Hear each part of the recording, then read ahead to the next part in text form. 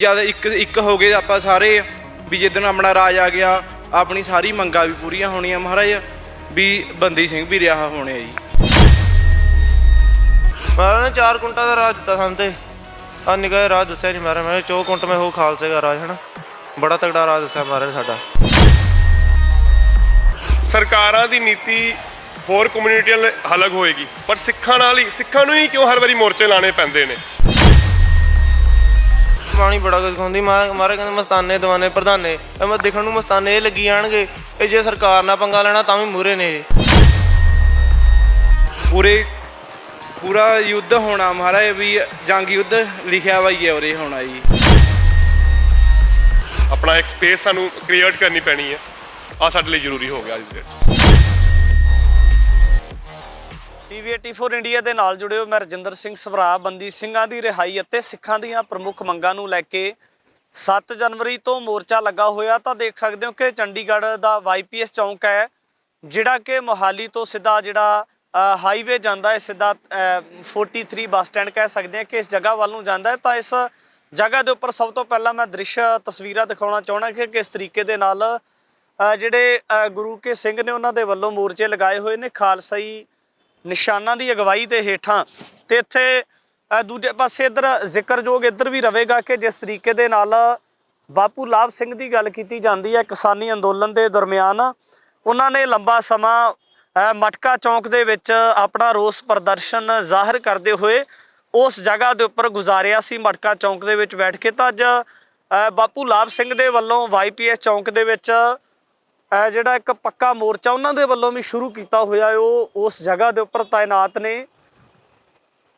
ਜਿਸ ਜਗ੍ਹਾ ਦੇ ਕੋਲੋਂ ਦੀ ਵੱਡੀ ਤਾਦਾਦ ਦੇ ਵਿੱਚ ਟ੍ਰੈਫਿਕ ਗੁਜ਼ਰਦੀ ਹੈ ਔਰ ਬਾਪੂ ਲਾਭ ਸਿੰਘ ਨੌਜਵਾਨਾਂ ਦੇ ਸਮੇਤ ਵੱਖ-ਵੱਖ ਤਰੀਕਿਆਂ ਦੇ ਨਾਲ ਇਸੇ ਜਗ੍ਹਾ ਦੇ ਉੱਪਰ ਬਹਿ ਕੇ ਜਿੱਥੇ ਲੋਕਾਂ ਦੇ ਵਿੱਚ ਅਵੇਅਰਨੈਸ ਪੈਦਾ ਕਰਦੇ ਨੇ ਤੇ ਉੱਥੇ ਇੱਕ ਖਾਸ ਸੁਨੇਹਾ ਵੀ ਦਿੰਦੇ ਨੇ ਕਿ ਬੰਦੀ ਸਿੰਘਾਂ ਦੀ ਰਿਹਾਈ ਦਾ ਮਸਲਾ ਹੈ ਤੇ ਬੰਦੀ ਸਿੰਘਾਂ ਦੀ ਰਿਹਾਈ ਦੇ ਮਸਲੇ ਨੂੰ ਲੈ ਕੇ ਲੋਕਾਂ ਦੇ ਵਿੱਚ ਜਾਗਰੂਕਤਾ ਪੈਦਾ ਹੋਣੀ ਚਾਹੀਦੀ ਹੈ। ਤਾਂ ਇੱਧਰ ਤੁਸੀਂ ਲਾਈਵ ਤਸਵੀਰਾਂ ਦੇ ਵਿੱਚ ਦੇਖ ਸਕਦੇ ਹੋ ਕਿ ਜਿਹੜਾ YPS ਵਾਲਾ ਚੌਂਕ ਹੈ, ਇਹਦੇ ਵਿੱਚ ਕਿਸ ਤਰੀਕੇ ਦੇ ਨਾਲ ਤੰਬੂ ਕਨਾਤਾਂ ਲਗਾਈਆਂ ਹੋਈਆਂ ਨੇ।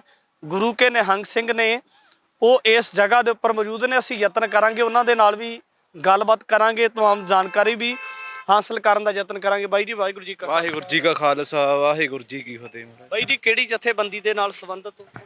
ਬੁੱਢਾ ਦਲ ਮਹਾਰਾਜ 96 ਕਰੋੜੀ। ਤੇ ਜੇ ਆਪਾਂ ਗਿਣਤੀ ਦੀ ਗੱਲ ਕਰੀਏ ਕਿੰਨੀ ਕੁ ਗਿਣਤੀ ਦੇ ਵਿੱਚ ਹੋਰ ਤੁਹਾਡੇ ਨਾਲ ਸਿੰਘ ਕਹਿ ਸਕਦੇ ਆ ਕਿ ਜਿਹੜੇ ਇਸ ਮੋਰਚੇ ਦੇ ਵਿੱਚ ਡਟੇ ਹੋਏ? ਸਾਰੀਆਂ ਫੌਜਾਂ ਆ ਰਹੀਆਂ ਕਾਨੂੰ, ਹੋਰ ਦਲ ਪੰਥਾਂ ਨੇ ਆ ਜਾਣਾ ਮਹਾਰਾਜ ਵੀ, ਹੋਰ ਨਿਹੰਗ ਸਿੰਘਾਂ ਜਥੇਬੰਦੀਆਂ ਨੇ ਹੋਰ ਆ ਜਾਣਾ ਵੀ।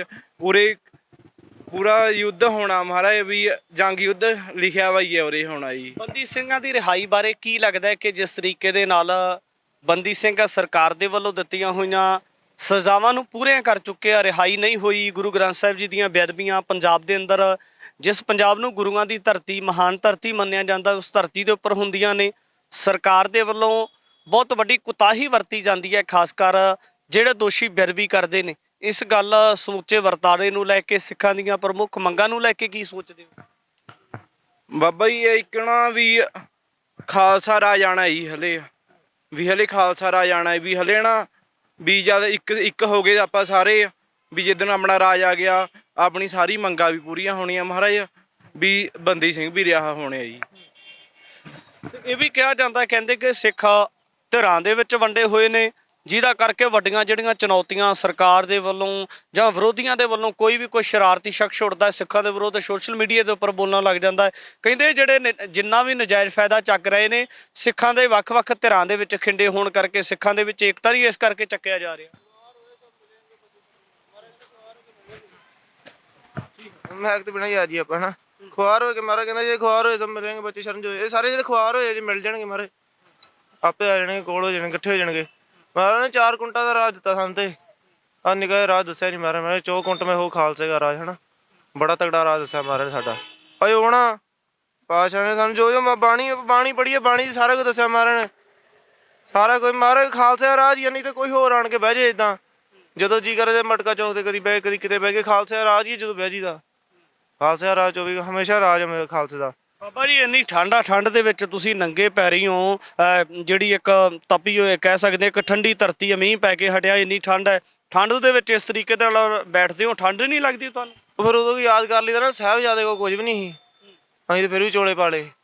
ਠੰਡਾ ਬੁਰਜ ਇੱਕ ਤੇ ਉੱਤੋਂ ਠੰਡਾ, ਉੱਤੋਂ ਨਾਲ ਕੱਪੜਾ ਸਰੀਰ ਤੇ ਕੋਈ, ਉੱਤੋਂ ਉਮਰਾਂ ਛੋਟੀਆਂ, ਫਿਰ ਉਹ ਯਾਦ ਕਰ ਲਈਦਾ, ਫਿਰ ਸਰ ਜਾਂਦਾ ਸਾਰਾ ਕੁਝ। ਹਾਂਜੀ ਉਹ ਫਿਰ ਉਹ ਬਾਪੂ ਵੱਲ ਵੇਖ ਲਈਦਾ। ਉਹ ਰਾਤੀ ਮੀਂਹ ਵੀ ਪੈਂਦਾ ਸੀ ਗੋੜੇ ਗੋੜੇ ਤੇ ਉੱਦਾਂ ਬੈਠਾ ਸੀ ਉਹ ਕਹਿੰਦਾ ਜਦੋਂ ਮੋਰਚਾ ਲੱਗਾ ਹੋਇਆ ਦੂਣਾ ਖੂਨ ਖੋਲ ਜਾਂਦਾ ਆਪਣਾ। ਮੀਂਹ ਦੇ ਵਿੱਚ ਉਸ ਤਰ੍ਹਾਂ ਬੈਠੇ ਸੀ? ਹੋਰ ਮਹਾਰਾਜ ਰਾਤੀ ਵੇਖਣਾ ਸੀ ਤੁਸੀਂ, ਉਹ ਕਹਿੰਦਾ ਅੱਜ ਨਹੀਂ ਉੱਠਣਾ, ਕਹਿੰਦਾ ਮਹਾਰਾਜ ਵੀ ਸਵਾਲ ਲੈਣ ਨੇ, ਆਪੋ ਸਵਾਲ ਲੈਣਾ ਕਹਿੰਦਾ। ਹਾਂ ਭਾਈ ਇਹ ਜਿਹੜਾ ਜਜ਼ਬਾ ਮਿਲਦਾ, ਇਹ ਜਜ਼ਬਾ ਕਿੱਥੋਂ ਮਿਲਦਾ ਹੈ ਫਿਰ ਇਸ ਤਰੀਕੇ ਦੇ ਨਾਲ ਸਬਰ ਦੇ ਵਿੱਚ ਆ ਕੇ, ਸੰਤੋਖ ਦੇ ਵਿੱਚ ਆ ਕੇ ਸਰਕਾਰ ਦੇ ਨਾਲ ਲੜਨਾ, ਆਪਣੀਆਂ ਮੰਗਾਂ ਨੂੰ ਲੈ ਕੇ ਉਸੇ ਤਰ੍ਹਾਂ ਅੜੇ ਰਹਿਣਾ? ਇਹ ਫਿਰ ਜਜ਼ਬੇ ਦੀ ਗੱਲ ਕਰੀਏ, ਜਜ਼ਬਾ ਕਿੱਥੋਂ ਮਿਲਦਾ ਆ? ਜਜ਼ਬਾ ਬਾਣੀ ਤੋਂ ਮਹਾਰਾਜ, ਬਾਣੀ ਬੜਾ ਕੁਝ ਸਿਖਾਉਂਦੀ। ਮਹਾਰਾਜ ਕਹਿੰਦੇ ਮਸਤਾਨੇ ਦੀਵਾਨੇ ਪ੍ਰਧਾਨੇ, ਮੈਂ ਦਿਖਣ ਨੂੰ ਮਸਤਾਨੇ ਇਹ ਲੱਗੀ ਜਾਣਗੇ, ਇਹ ਜੇ ਸਰਕਾਰ ਨਾਲ ਪੰਗਾ ਲੈਣਾ ਤਾਂ ਵੀ ਮੂਹਰੇ ਨੇ ਇਹ। ਹਾਂ ਮਹਾਰਾਜ ਨੇ ਪਹਿਲਾਂ ਕਿਹਾ, ਕਹਿੰਦੇ ਮਸਤਾਨੇ ਦਾ ਦਿਖਣ 'ਚ ਮਸਤਾਨੇ ਨੇ, ਪ੍ਰਧਾਨ ਪ੍ਰਧੂਨ ਉਡਾ ਦੇਣਗੇ, ਮਸਤਾਨੇ ਦੀਵਾਨੇ ਪ੍ਰਧਾਨੇ, ਇਹ ਪ੍ਰੇਮ ਦੇ ਭੁੱਖੇ ਨੇ ਇਹਦੇ ਬਸ। ਮਹਾਰਾਜ ਕਹਿੰਦੇ ਜਿਨ ਪ੍ਰੇਮ ਕੀਓ ਤੇ ਨਹੀਂ ਪਰ ਪਾਇਓ। ਮਹਾਰਾਜ ਕਹਿੰਦੇ ਪ੍ਰੇਮ ਨਾਲ ਵੇਖ ਲਓ, ਇਹ 'ਚ ਹੀ ਰੱਬ ਦਿਖੂਗਾ ਤੁਹਾਨੂੰ।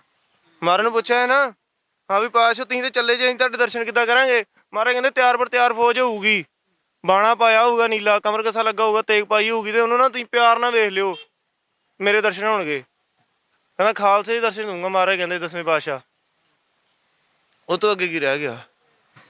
ਬਾਈ ਜੀ ਕਹਿੰਦੇ ਕਿ ਬਾਣੀ ਦੇ ਨਾਲ ਸਿੱਖ ਦੀ ਬਹੁਤ ਗੂੜੀ ਸਾਂਝ ਚਾਹੀਦੀ ਹੈ, ਬਹੁਤ ਗੂੜੀ ਪ੍ਰੀਤ ਚਾਹੀਦੀ ਹੈ। ਫਿਰ ਤੁਹਾਡਾ ਬਾਣੀ ਦਾ ਸਮਾਂ ਕਿਹੜਾ ਹੁੰਦਾ? ਕਿਹੜੇ ਸਮੇਂ ਬਾਣੀ ਪੜ੍ਹਦੇ ਹੋ? ਠੰਡ ਦੇ ਵਿੱਚ ਬੈਠਦੇ ਹੋ, ਮੀਂਹ ਵੀ ਪੈਂਦਾ ਆ, ਇੱਥੇ ਪੂਰੀ ਠੰਡ ਵੀ ਲੱਗਦੀ ਹੈ, ਫਿਰ ਬਾਣੀ ਦਾ ਕਿਹੜਾ ਸਮਾਂ ਤੈਅ ਕਰਦੇ ਹੋ? ਬਾਣੀ ਦਾ ਕੋਈ ਸਮਾਂ ਹੈ ਹੀ ਨਹੀਂ, ਉਹ ਨਿੱਜੀ ਸਮਾਂ ਗਿਣੀਏ ਫਿਰ 12 ਵਜੇ ਜਦੋਂ ਪਹਿਲੀ ਚੋਪ ਲਾਦੀ ਨਗਾਰੇ ਦੀ, 12 ਵਜੇ ਲੱਗ ਜਾਂਦੀ ਮਹਾਰਾਜ, 12 ਵਜੇ ਪਹਿਲੀ ਚੋਪ ਲੱਗਦੀ, 12 ਵਜੇ ਕਿੰਨਾ ਜਿਹੜੇ ਸਿੰਘ ਆ ਆਪਣਾ ਇਸ਼ਨਾਨ ਪਾਣੀ ਸੋਧ ਕੇ ਬਹਿ ਜਾਂਦੇ ਦਰਬਾਰ 'ਚ, ਨਿਤਨੇਮ ਕਰ ਲਿਆ ਆਪਣਾ, ਫਿਰ ਹੋਰ ਕਿਰਿਆ ਕਰਮ ਸੋਧ ਕੇ 12 ਵਜੇ ਆਪਣਾ ਐਨ ਵਿਹਲੇ ਹੋ ਜਾਂਦਾ ਸਿੰਘ। ਜਿਹੜੇ ਵੇਲੇ ਦੁਨੀਆ ਸੌਣ ਦੀ ਸੋਚਦੀ ਸ਼ਹਿਰੀਏ, ਉਹ ਵੇਲੇ ਖਾਲਸਾ ਵਿਹਲਾ ਹੋ ਜਾਂਦਾ ਆਪਣਾ, ਐਨ ਸਾਰੇ ਕਾਰਜ ਨਿਬੇੜ ਕੇ ਨਿਤਨੇਮ ਸਾਂਭ ਕੇ ਆਪਣਾ। ਦੁਨੀਆਦਾਰੀ ਦੇ ਕਾਰਜ ਹੈ ਨਾ, ਹੁਣ ਜੇ ਆਪਣੇ ਘਰਾਂ 'ਚ ਬਹਿ ਜਾਈਏ, ਚੁੱਲ੍ਹਾ ਲੱਗਾ, ਜੇ ਚੁੱਲ੍ਹਾ ਪੁੱਟ ਕੇ ਆਪਾਂ ਦੂਜੇ ਥਾਣੇ ਲਾ ਲੈਣਾ ਨਾ, ਬੁੜੀਆਂ ਨੇ ਕਹਿਣਾ ਨਾ ਵੀ ਇਹਦੇ ਕਿੰਨਾ ਤੁਸੀਂ ਮਾੜਾ ਕੰਮ ਕਰਦਾ, ਚੁੱਲ੍ਹਾ ਨਹੀਂ ਪੁੱਟੀ ਦਾ। ਤੇ ਨਿਹੰਗ ਸਿੰਘ ਬਾਬਾ ਜੀ ਨਿੱਤ ਚੁੱਲ੍ਹਾ ਪੁੱਟਦੇ ਆ। ਅੱਜ ਇੱਥੇ ਚੁੱਲ੍ਹਾ ਨਾ, ਅਸੀਂ ਦੂਜੇ ਦਿਨ ਇੱਥੇ ਚੁੱਲ੍ਹਾ ਨਹੀਂ ਲਾ ਸਕਦੇ, ਇੱਥੋਂ ਪੁੱਟ ਕੇ ਕਿਤੇ ਹੋਰ ਲਾਉਣਾ, ਨਿੱਤ ਨਵਾਂ ਚੁੱਲ੍ਹਾ ਬਾਬਾ ਜੀ। ਨਿਹੰਗ ਸਿੰਘ ਗੁਰੂ ਕੀ ਲਾਡਲੀ ਫੌਜ ਦੇ ਨਾਲ ਗੱਲਬਾਤ ਕੀਤੀ ਹੈ ਤਾਂ ਇੱਧਰ ਬਜ਼ੁਰਗ ਬਾਬਾ ਨੇ, ਬਾਬਾ ਲਾਭ ਸਿੰਘ, ਉਹਨਾਂ ਦੀ ਕੇਵਲ 77 ਸਾਲ ਦੀ ਉਮਰ ਆ। 77 ਸਾਲ ਦੀ ਉਮਰ ਦੇ ਵਿੱਚ ਦੇਖ ਸਕਦੇ ਆ ਕਿ ਕਿਸ ਤਰੀਕੇ ਦੇ ਨਾਲ ਜਿਹੜਾ ਠੰਡ ਦੇ ਦਿਨਾਂ ਦੇ ਵਿੱਚ ਬੈਠ ਕੇ ਸਬਰ ਦੇ ਨਾਲ ਹਕੂਮਤ ਦੇ ਨਾਲ ਲੜਾਈ ਲੜਦੇ ਨਜ਼ਰ ਆਉਂਦੇ ਨੇ। ਬਾਪੂ ਜੀ ਦੇ ਨਾਲ ਗੱਲਬਾਤ ਕਰਦੇ। ਬਾਪੂ ਜੀ ਵਾਹਿਗੁਰੂ ਜੀ ਕਾ ਖਾਲਸਾ ਫਤਿਹ ਜੀ। ਬਾਬੇ ਨੇ ਕੀ ਗੱਲ ਕਰਨੀ, ਮੈਨੂੰ ਡੱਕਿਆ ਉਹਨਾਂ ਨੇ ਡੱਕਿਆ? ਉਹਨਾਂ ਪੁਲਿਸ ਵਾਲਿਆਂ ਨੇ? ਨਹੀਂ, ਵੱਡਿਆਂ ਡਾਕੂਆਂ ਨੇ। ਕਿਹੜਿਆਂ ਨੇ? ਜਿਹੜੇ ਆਪਣੇ ਡਾਕੂ ਨੇ। ਆਪਣੇ ਵੀ ਡਾਕੂ ਹੈਗੇ ਆ? ਆਪਣੇ ਸਾਰੇ ਡਾਕੂ ਹੈ। ਹਾਂ, ਡਾਕੂ ਕਿਹੜੀ ਗੱਲੋਂ ਲੱਗਦੇ ਆ ਤੁਹਾਨੂੰ? ਸੱਚ ਕੋੜਾ ਲੱਗਦਾ ਸਾਰਿਆਂ ਨੂੰ। ਬਾਪੂ ਜੀ ਤੇ ਕਿੱਥੇ ਤੁਹਾਡੀ ਜਿਹੜੀ ਤੁਸੀਂ ਚੌਂਕ ਦੇ ਵਿੱਚ ਲੈ ਕੇ ਬੈਠਦੇ ਹੋ, ਮਟਕਾ ਚੌਂਕ ਦੇ ਵਿੱਚ ਲੈ ਕੇ ਬੈਠਦੇ ਰਹੇ ਹੋ? ਸਭ ਕੁਝ ਇੱਥੇ ਕਿਤੇ ਗਵਾਤ ਨਹੀਂ ਲਈ? ਦੁੱਧ ਵੀ ਉਹ ਇੱਥੇ ਪਈ ਹੋਣੀ ਤਾਂ। ਕਹਿੰਦੇ ਠੰਡ ਦੇ ਵਿੱਚ ਰਾਤ ਗੁਜ਼ਾਰਦੀ ਹੋਈ ਸਾਰੀ। ਬਾਬੇ ਕੋਈ ਗੱਲ ਬੈਠੋ ਇੱਥੇ। ਤੇ ਬਾਪੂ ਲਾਭ ਸਿੰਘ ਦੇਖ ਸਕਦੇ ਹੋ ਤਸਵੀਰਾਂ ਦੇ ਵਿੱਚ ਕਿ ਕਿਸ ਤਰੀਕੇ ਦੇ ਨਾਲ ਇਸੇ ਜਗ੍ਹਾ ਦੇ ਉੱਪਰ ਬੈਠ ਕੇ ਨਿਹੰਗ ਸਿੰਘ ਦਾ ਵੀ ਕਹਿਣਾ ਕਿ ਜਿਸ ਤਰੀਕੇ ਦੇ ਨਾਲ ਵਰਦੇ ਮੀਂਹ ਦੇ ਵਿੱਚ ਰਾਤ ਬਾਪੂ ਲਾਭ ਸਿੰਘ ਇਸੇ ਜਗ੍ਹਾ ਦੇ ਉੱਪਰ ਬੈਠੇ ਰਹੇ ਨੇ। ਉਹ ਕਹਿੰਦੇ ਨੇ ਕਿ ਜੇ ਹਕੂਮਤ ਆਪਣੀ ਅੜੀ ਤੇ ਅੜੀ ਹੋਈ ਹੈ, ਬੰਦੀ ਸਿੰਘਾਂ ਨੂੰ ਨਹੀਂ ਛੱਡਣਾ, ਗੁਰੂ ਗ੍ਰੰਥ ਸਾਹਿਬ ਜੀ ਦੀਆਂ ਜਿਹੜੇ ਬੇਅਦਬੀਆਂ ਕਰਨ ਵਾਲੇ ਦੋਸ਼ੀ ਨੇ ਉਹਨਾਂ ਦੇ ਖਿਲਾਫ ਸਖਤ ਕਾਨੂੰਨ ਨਹੀਂ ਘੜੇ ਜਾਂਦੇ, ਉਹਨਾਂ ਨੂੰ ਜ਼ਮਾਨਤਾਂ ਦੇ ਦਿੱਤੀਆਂ ਜਾਂਦੀਆਂ ਕੁਝ ਵਕਫੇ ਦੇ ਬਾਅਦ, ਤਾਂ ਉਹ ਵੀ ਅੱਜ ਇਸੇ ਜਗ੍ਹਾ ਦੇ ਉੱਪਰ ਬਹਿ ਕੇ ਜ਼ਬਰ ਦੇ ਨਾਲ ਜਿਹੜੀ ਸਬਰ ਦੀ ਜੰਗ ਹੈ ਉਹ ਲੜਦੇ ਰਹਿਣਗੇ, ਇਸੇ ਜਗ੍ਹਾ ਦੇ ਉੱਪਰ ਡਟੇ ਰਹਿਣਗੇ। ਬਹੁਤ ਵੱਡੀ ਗੱਲ ਹੋ ਜਾਂਦੀ ਹੈ ਕਿ ਜਦੋਂ ਇੰਨੀ ਵੱਡੀ ਉਮਰ ਹੋਵੇ, 77 ਸਾਲ ਦੀ ਉਮਰ ਦੇ ਵਿੱਚ ਕੋਈ ਬਜ਼ੁਰਗ ਸੜਕ ਦੇ ਉੱਪਰ ਆ ਕੇ ਬੈਠ ਜਾਵੇ ਤਾਂ ਬਹੁਤ ਵੱਡੀ ਗੱਲ ਹੁੰਦੀ ਹੈ। ਬਾਈ ਜੀ ਵਾਹਿਗੁਰੂ ਜੀ ਕਾ ਖਾਲਸਾ ਫਤਿਹ ਜੀ। ਬਾਈ ਜੀ ਤੁਸੀਂ ਵੀ ਇਸੇ ਜਗ੍ਹਾ ਦੇ ਨਾਲ ਸੰਬੰਧਿਤ ਹੋ? ਮੈਂ ਬੇਸਿਕਲੀ ਵੀਰੇ ਜੰਮੂ ਤੋਂ ਆ। ਮੈਂ ਜੌਬ ਦੇ ਸਿਲਸਿਲੇ 'ਚ ਮੋਹਾਲੀ ਪਿਛਲੇ 4-5 ਸਾਲ ਤੋਂ ਰਹਿ ਰਿਹਾ। ਬਾਪੂ ਲਾਭ ਸਿੰਘ ਦੀ ਗੱਲ ਕਰੀਏ, ਜਿਸ ਤਰੀਕੇ ਦੇ ਨਾਲ ਰਾਤ ਵੀ ਕਿਹਾ ਜਾ ਰਿਹਾ ਕਿ ਠੰਡ ਦੇ ਵਿੱਚ ਬੈਠੇ ਸੀ, ਮੀਂਹ ਦੇ ਵਿੱਚ ਬੈਠੇ ਸੀ, ਕਹਿੰਦੇ ਮੈਂ ਨਹੀਂ ਹਟਣਾ ਇੱਥੇ, ਜੋ ਮਰਜ਼ੀ ਹੋ ਜਾਵੇ। ਕਿਵੇਂ ਦੇਖਦੇ ਹੋ ਇੰਨੇ ਵੱਡੇ ਜਜ਼ਬੇ ਨੂੰ? ਇੱਕ ਬਿਰਧ ਅਵਸਥਾ ਹੋਣੀ, ਇੰਨੀ ਜ਼ਿਆਦਾ ਉਮਰ ਹੋਣੀ, ਦੂਜੇ ਪਾਸੇ ਭੁੱਖੇ ਪਿਆਸੇ ਰਹਿ ਕੇ ਠੰਡ ਦੇ ਨਾਲ ਲੜਨਾ, ਇਸ ਗੱਲ ਨੂੰ ਕਿਵੇਂ ਦੇਖਿਆ ਜਾਵੇ? ਬਾਪੂ ਜੀ ਨੇ ਤਾਂ ਇੱਕ ਐਗਜ਼ਾਮਪਲ ਸੈੱਟ ਕੀਤੀ ਹੈ। ਪਹਿਲੇ ਮਟਕਾ ਚੌਂਕ 'ਚ 1 ਸਾਲ ਬੈਠੇ ਰਹੇ, ਸਾਨੂੰ ਸਾਨੂੰ ਜਿਹੜੇ ਨੌਜਵਾਨਾਂ ਨੂੰ ਇਹਨਾਂ ਤੋਂ ਸੇਧ ਲੈਣੀ ਚਾਹੀਦੀ ਹੈ। ਪਿਛਲੇ 7 ਤਰੀਕ ਤੋਂ ਬਾਪੂ ਜੀ ਲਗਾਤਾਰ ਡਟੇ ਹੋਏ ਨੇ। ਪਹਿਲੇ ਉੱਥੇ ਲਾਇਆ ਸੀ, ਹੁਣ ਬਾਪੂ ਨੇ ਰੋਡ ਦੇ ਵਿੱਚ ਟੈਂਟ ਲਾਤਾ। ਬਾਪੂ ਦਾ ਤਾਂ ਪੱਕਾ ਮੋਰਚਾ ਹੈ। ਬਾਪੂ ਦੇ ਕਹਿੰਦੇ ਫਤਿਹ ਹੋਊਗੀ, ਜਿੱਦਾਂ ਕਿਸਾਨ ਮੋਰਚੇ ਦੀ ਫਤਿਹ ਹੋਏਗੀ, ਇਹ ਵੀ ਮੋਰਚਾ ਫਤਿਹ ਹੋਊਗਾ। ਬਾਪੂ ਦੇ ਹਮੇਸ਼ਾ ਡਟੇ, ਰਾਤ ਤੇ ਪੂਰੀ ਰਾਤ ਬੈਠੇ ਰਹਿੰਦੇ ਨੇ। ਨੌਜਵਾਨਾਂ ਦੇ ਨਾਲ ਇਕੱਲੇ ਬਾਪੂ ਜੀ ਡਟੇ ਹੋਏ ਨੇ। ਸਾਨੂੰ ਇਹਨਾਂ ਤੋਂ ਸੇਧ ਲੈਣੀ ਚਾਹੀਦੀ ਹੈ। ਭਾਈ ਜੀ, ਸਰਕਾਰਾਂ ਨੂੰ ਕੀ ਲੱਗਦਾ ਹੈ ਜੇ ਲੋਕਾਂ ਦੇ ਸਬਰ ਨੂੰ ਦੇਖਣਾ ਹੋਵੇ, ਬੱਚੇ ਇੱਥੇ ਠੰਡ ਦੇ ਦਿਨਾਂ ਦੇ ਵਿੱਚ ਨੇ, ਬਜ਼ੁਰਗ ਨੇ, ਬਾਪੂ ਲਾਭ ਸਿੰਘ ਦੀ ਗੱਲ ਕਰ ਲਈਏ, ਨਿਹੰਗ ਸਿੰਘਾਂ ਦੀ ਗੱਲ ਕਰੀਏ, ਠੰਡ ਦੇ ਵਿੱਚ ਹੈ, ਇੰਨੀ ਜ਼ਿਆਦਾ ਠੰਡ ਪੈ ਰਹੀ ਹੈ, ਮੀਂਹ ਪੈ ਰਿਹਾ ਹੈ, ਤੇ ਦੂਜੇ ਪਾਸੇ ਸਰਕਾਰਾਂ ਟਸ ਤੋਂ ਮਸ ਕਿਉਂ ਨਹੀਂ ਹੁੰਦੀਆਂ? ਉਸੇ ਦੇਸ਼ ਦੇ ਵਸਿੰਦੇ ਨੇ, ਉਸੇ ਭਾਰਤ ਪੰਜਾਬ ਦੇ ਵਿੱਚ ਰਹਿਣ ਵਾਲੇ ਲੋਕ ਨੇ ਜਿਨ੍ਹਾਂ ਨੂੰ ਭਾਰਤੀ ਨਿਜ਼ਾਮ ਦੇ ਵੱਲੋਂ ਸਜ਼ਾਵਾਂ ਹੋਈਆਂ ਨੇ, ਪਰ ਸਰਕਾਰਾਂ ਦੀ ਨੀਤੀ ਕਿਉਂ ਇੰਨੀ ਜ਼ਿਆਦਾ ਕੁੜੱਤਨਮਈ ਹੋਈ ਹੈ? ਵੀਰੇ ਮੈਂ ਤੁਹਾਨੂੰ ਇੱਕ ਗੱਲ ਕਰਦਾ, ਸਰਕਾਰਾਂ ਦੀ ਨੀਤੀ ਹੋਰ ਕਮਿਊਨਿਟੀਆਂ ਲਈ ਅਲੱਗ ਹੋਏਗੀ, ਪਰ ਸਿੱਖਾਂ ਨੂੰ ਹੀ ਕਿਉਂ ਹਰ ਵਾਰੀ ਮੋਰਚੇ ਲਾਣੇ ਪੈਂਦੇ ਨੇ? ਜਾਂ ਉਹ ਸਾਨੂੰ ਇਸ ਦੇਸ਼ ਦਾ ਨਹੀਂ ਸਮਝਦੇ? ਇਹਦਾ ਤਾਂ ਮਤਲਬ ਇਹੀ ਹੈ ਨਾ, ਸਿੱਖਾਂ ਨੂੰ ਆਪਣੇ ਰਾਈਟਸ ਲੈਣ ਲਈ ਹਰ ਵਾਰੀ ਮੋਰਚੇ ਲਾਣੇ ਪੈਣਗੇ। ਆਹ ਵਾਲਾ ਮੋਰਚਾ ਲਾ ਲਿਓ, ਹੋਰ ਵੀ ਮੋਰਚੇ ਲਾਣੇ ਪੈਣਗੇ। ਇਹਦਾ ਮਤਲਬ ਸਿੱਖਾਂ ਨੂੰ ਇੱਕ ਆਪਣਾ ਰਾਹ ਢੂੰਡਣਾ ਪੈਣਾ, ਆਪਣਾ ਇੱਕ ਸਪੇਸ ਸਾਨੂੰ ਕ੍ਰੀਏਟ ਕਰਨੀ ਪੈਣੀ ਹੈ। ਆਹ ਸਾਡੇ ਲਈ ਜ਼ਰੂਰੀ ਹੋ ਗਿਆ ਅੱਜ ਦੇ ਵਿੱਚ। ਇਹ ਦੇਖ ਸਕਦੇ ਹੋ ਕਿ ਕਿਸ ਤਰੀਕੇ ਦੇ ਨਾਲ ਵੱਡੀ ਤਾਦਾਦ ਦੇ ਵਿੱਚ ਹਰ ਵਰਗ ਦੇ, ਹਰ ਉਮਰ ਦੇ ਜਿਹੜੇ ਵਿਅਕਤੀ ਦੇ ਵੱਲੋਂ ਜਿਹੜੇ ਲੋਕ ਸਹਿਯੋਗ ਕਰ ਸਕਦੇ ਨੇ, ਸਮਰਥਨ ਕਰ ਸਕਦੇ ਮਨੁੱਖਤਾ ਤੇ ਅਧਿਕਾਰਾਂ ਵਾਸਤੇ, ਉਹਨਾਂ ਦੇ ਵੱਲੋਂ ਵੱਡਾ ਸਮਰਥਨ ਮੋਰਚੇ ਨੂੰ ਕੀਤਾ ਜਾ ਰਿਹਾ ਹੈ। ਆਪੋ ਆਪਣੀ ਵਿੱਤ ਅਨੁਸਾਰ, ਆਪੋ ਆਪਣੀ ਭਾਵਨਾ ਦੇ ਅਨੁਸਾਰ। ਤੇ ਤੁਹਾਡੇ ਨਾਲ ਲਾਈਵ ਤਸਵੀਰਾਂ YPS ਚੌਂਕ ਮੋਹਾਲੀ ਅਤੇ ਚੰਡੀਗੜ੍ਹ ਦੀਆਂ ਸਾਂਝੀਆਂ ਕੀਤੀਆਂ ਨੇ ਮੋਰਚੇ ਦੀਆਂ। ਮੋਰਚੇ ਦਾ ਵੀ ਇੱਕ ਦ੍ਰਿਸ਼ ਹੈ ਕਿ ਕਿਸ ਤਰੀਕੇ ਦੇ ਨਾਲ ਸਰਕਾਰ ਦੇ ਖਿਲਾਫ ਸਬਰ ਦੇ ਨਾਲ ਲੜਾਈ ਲੜੀ ਜਾ ਰਹੀ ਹੈ।